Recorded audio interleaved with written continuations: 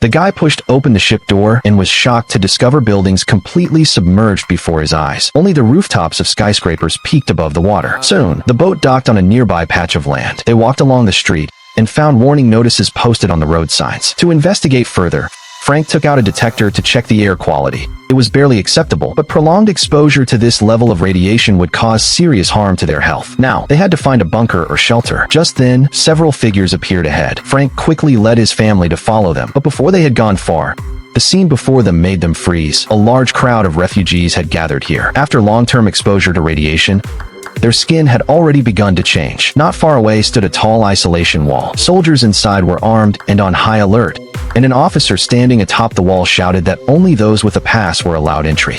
Amy quickly took out her token and held it up. The officer glanced at it and nodded. Just as everyone breathed a sigh of relief, Frank's friend panicked. His token was missing. The friend rushed to the wall, shouting his name and position, but the soldiers wouldn't listen. As the situation teetered on the edge of chaos, the soldiers made a decision.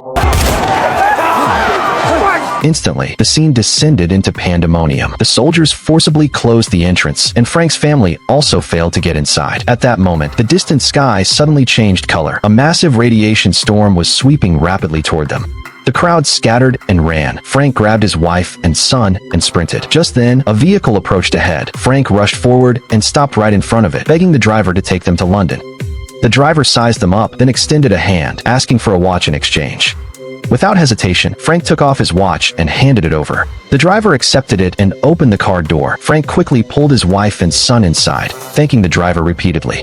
In this post-apocalyptic world, meeting someone willing to help was already a stroke of incredible luck, but little did they know, real dangers still lay ahead. The car sped toward London. After covering most of the distance, the driver pulled over and told everyone to take a bathroom break. Frank got out with his wife and son, but they hadn't been outside long when he sensed something was wrong. A strange noise suddenly came from the sky. Frank instinctively touched the ground. Past experience told him this wasn't a radiation storm. It might be an even greater crisis. He looked up abruptly, and sure enough, in the sky not far away, countless fireballs were hurtling toward them.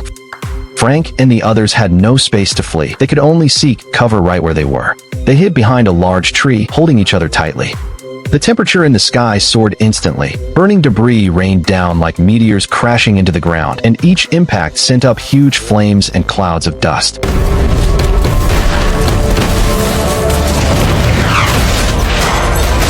Miraculously, no one was hurt. When everything finally calmed down, they salvaged what they could from the wreckage and continued toward London. The car drove along the endless mountain road for a long time, when suddenly they noticed many vehicles stopped ahead. Frank got out to look. A giant fissure lay before them, a chasm torn open by the Earth's crust that had severed the entire road. To cross it, they had to rely on a simple rope ladder spanning the cliff.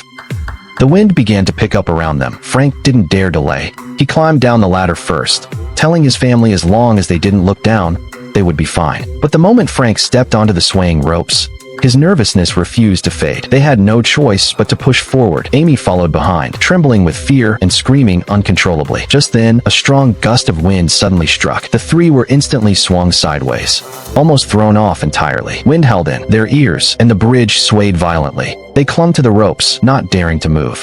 After more than 10 seconds, the wind gradually eased. They sped up and finally made it across the bridge. But the real test was just beginning.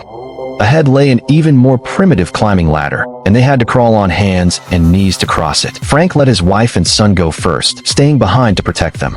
The three crawled slowly along the ladder, and each step made the ladder creak alarmingly. Just as they reached the middle, the ground suddenly shook violently, and the ladder beneath them began rocking wildly. The left side of the ladder, already loose, started to shift out of place. Another person was clinging to that ladder. Completely panicked, he shoved the person next to him aside. That person didn't even have time to react before tumbling down into the abyss. But that wasn't enough. Seeing the ladder under him about to collapse, he fixed his eyes on the adjacent ladder.